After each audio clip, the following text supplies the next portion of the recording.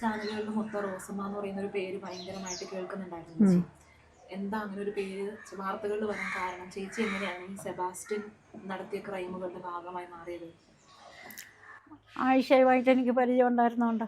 അവരുമായിട്ട് എനിക്ക് പരിചയം ഉണ്ടായിരുന്നു. അവർ ഈ വഴിയെ കൂടെ ആയിരുന്നു റോഡിലോട്ട് പൊയ്ക്കൊണ്ടിരുന്നത്. അവരുടെ വീട് എവിടെ അടുത്താ? ഇതിൻ്റെ പുറകെ ഈ വഴിയെ കൂടെ അങ്ങോട്ട് പോകുമ്പോൾ ആ നേരെ കാണുന്ന വലത്തുവശത്തുള്ള വീടിൻ്റെ തൊട്ട് പുറകില്ല.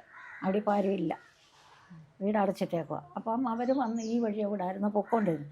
കടന്നു പോകുമ്പോൾ ഞങ്ങൾ വർത്താനം പറഞ്ഞിട്ടുണ്ട്. അവരും ആ വീട്ടിൽ ഒറ്റയ്ക്കാണ്, ഞാൻ ഈ വീട്ടിൽ ഒറ്റയ്ക്കാണ്.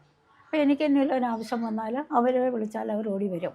അവർക്കൊരാവശ്യം ഉണ്ടെങ്കിൽ ഞാനും ഞങ്ങൾ വീട്ടിലുള്ളതൊക്കെ അങ്ങോട്ടും ഇങ്ങോട്ടും പങ്കുവെച്ച് ജീവിച്ചുകൊണ്ടിരുന്നവരാ. അങ്ങനെ ഒരാൾ പെട്ടെന്ന് ഞാനിവിടെ ഇല്ലാഞ്ഞ സമയത്ത് എൻ്റെ ഫോണിൽ കോള് വന്നു.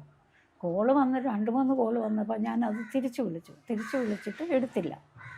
പിന്നെ 2 ദിവസവും അങ്ങോട്ട് വിളിച്ചു. അന്നേരം എനിക്ക് തോന്നി എന്തോ അബദ്ധം പറ്റിയിട്ടുണ്ട്. അതായത് ഞാനും ഒറ്റയ്ക്ക് ജീവിക്കുന്നതാണ്. എനിക്ക് എന്തെങ്കിലും ഒരാവശ്യം വന്നാലും മറ്റുള്ളവരെ അങ്ങനെ എൻ്റെ ഫോണിൽ കൂടെ അല്ലേ ബന്ധപ്പെടാൻ പറ്റുള്ളൂ, അല്ലാതെ പോയി പറയാൻ പറ്റുകയല്ലോ.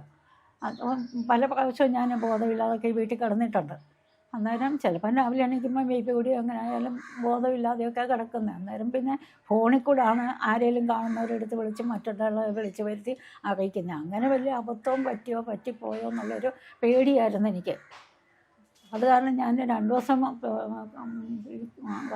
ആദ്യത്തെ ദിവസം വിളിച്ചിട്ട് കിട്ടാഞ്ഞിട്ട് പിറ്റേ ദിവസം രാവിലെ വീട്ടിൽ ചെന്നപ്പം തുറന്നിട്ടൊന്നുമില്ല, വീട് അടച്ചിട്ടേക്കാണ്, അവിടെ ഇല്ല. പുറത്ത് നിന്ന് വിളിച്ചിട്ട് പോന്നു. അത് കഴിഞ്ഞിട്ട് പിറ്റേ ദിവസവും അങ്ങനെ തന്നെ ചെയ്തു. അന്നേരവും കണ്ടില്ല. അത് കഴിഞ്ഞിട്ട് അതിൻ്റെ പിറ്റേ ദിവസം ഞാൻ അവരുടെ വീട്ടിൽ ചെന്നേച്ച് പറഞ്ഞ ആയിഷയെ വിളിച്ചിട്ട് കിട്ടുന്നില്ല, വീട്ടിലും ഇല്ലെന്നാണ് തോന്നുന്നത്, ഒന്ന് അന്വേഷിക്കണമെന്ന് അന്ന് ആയിഷയുടെ ആങ്ങളയോടെ പറഞ്ഞു.